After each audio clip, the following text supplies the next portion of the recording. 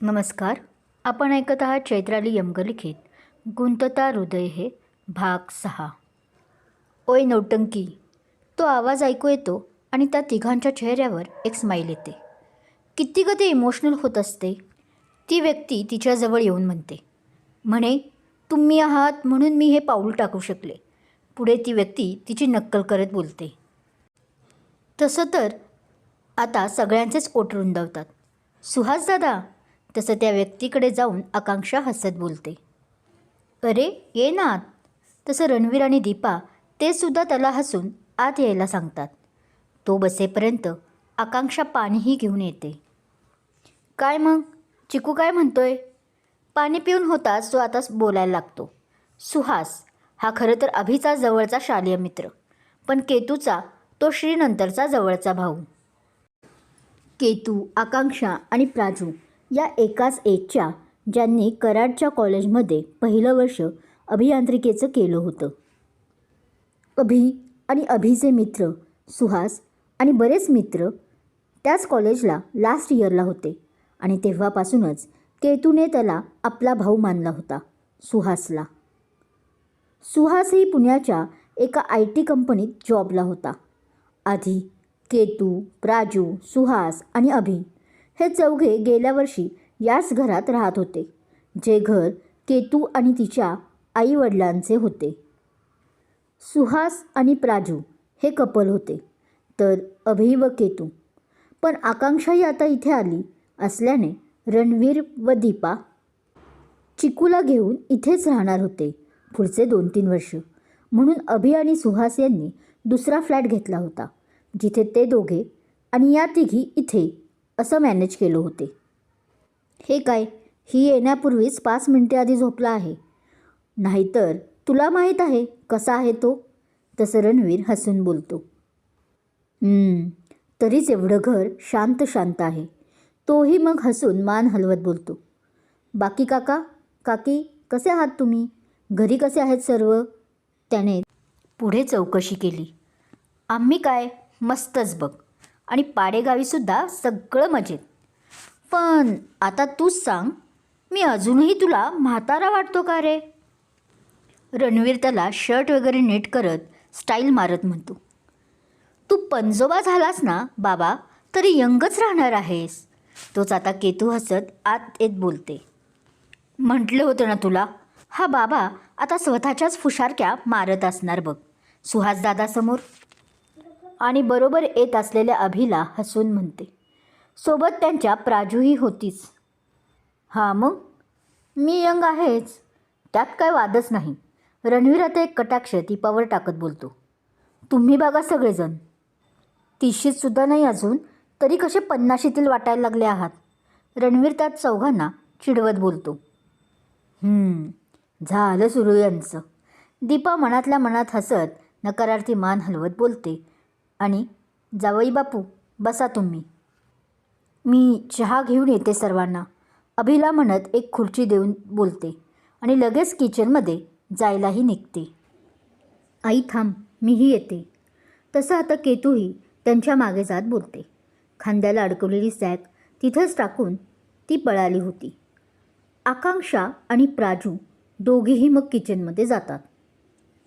आई काही सुधारायच्या नाही. अभि मात्र आता हसून म्हणाला. काय रे, काय झालं. काही चुकले का त्यांचे.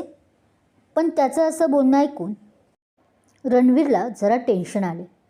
त्याचं आपल्या बायकोवर खूप प्रेम होते आणि विश्वास. याच जोरावर यांचं नातं आत्तापर्यंत उभे होते. पण त्याला माहीत होते दीपा सहसा कधीच जास्त कुणाशी बोलायची नाही. त्यामुळे तिच्याकडून काही चूक झाली असं अभिकडून, तेही आपल्या मुलीच्या होणाऱ्या नवऱ्याकडून ऐकल्यावर तोच जरा पॅनिक झाला. अरे बाबा तसं काही नाही. तसं आता त्यांना असं घाबरून गेलेलं पाहून अभि थोडं हसत बोलला. अहो मी यासाठी बोललो की तुम्ही पहा, मला आपला मुलगाच मानता. त्यामुळे आता कसं एकदम फ्रीली बोललात. म्हणजे हां, आता तो आपण जे बोललो त्याचं एक्सप्लेनेशन द्यायला लागला. तुम्हीही आधी मला जावई बापूच म्हणायचा. पण मी सांगितल्यापासून मात्र आता. हां, अच्छा. तसं आता रणवीरला त्याचं बोलणं लक्षात आलं आणि त्याने एक सुस्कारा सोडला. आले लक्षात मला तुला काय बोलायचं आहे. पण अरे, त्यांच्याने नाही होणार. म्हणजे मीही त्यांना बऱ्याच वेळा बोललो आहे याबद्दल. पण तुला तर त्यांचा स्वभाव माहीत आहे. तो आता पुढे हसून बोलतो. हो, रणवीर आपल्या बायकोला अहोजावं करायचा. ती त्याच्याच वयाची होती तरी त्याला तिला असंच बोलावलेलं आवडायचं. अभि बेटा, राग मानू नको. तसं यांचं बोलणं ऐकत असलेली दीपा आता त्याच्या जवळ येत बोलते. मी ट्राय करत आहे रे, पण आता इतकी सवय झाली आहे की. आणि तुला पाहिले की मला आमच्या श्रीची आठवण येते. ते आता भाऊक होत बोलतात. आई. ती डोळ्यांना पदर लावते तसं त्याला कळते की त्या आता खूप भाऊक झाल्या आहेत. तसं तो त्यांच्याजवळ येत त्यांचा हातात घेऊन बोलतो. आय नो, श्रीची जागा तर मी नाही घेऊ शकणार, पण वचन देतो कायम मी तुमचा जावई म्हणून नाही तर मुलगा म्हणूनच स्वतःची ओळख सांगेल. अभिचं ते वाक्य ऐकून दीपांच्या डोळ्यात थोडंसं पाणी तरळलं, पण त्यांनी लगेच स्वतःला सावरलं. बोलायला खूप छान येतं रे तुला, त्या हलकंसं हसत म्हणाल्या. श्री पण असाच बोलायचा. ते ऐकून आता खोलीत क्षणभर शांतता पसरली. बरं ते सगळं सोड. पण रणवीरने लगेच विषय बदलायचा प्रयत्न केला. तो उठत म्हणाला, सुहास, आज इथेच जेवून जा. किती दिवस झाले भेट नाही. अरे काका, मी तर ह्याचसाठी आलो आहे. सुहास हसत म्हणाला. कंपनीचं काम संपलं म्हणून थेट इकडंच आलो.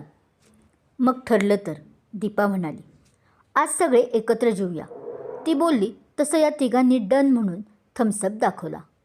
किचनमधून हे सगळं ऐकत असलेल्या केतूच्या आता ओठांवर नकळत हसू आले. हे घर, ही माणसं आणि हा नॉर्मल क्षण तिला आतून सुरक्षित वाटू लागले होते. अभिबद्दल असलेले प्रेम आता आदरयुक्त वाटायला लागले होते.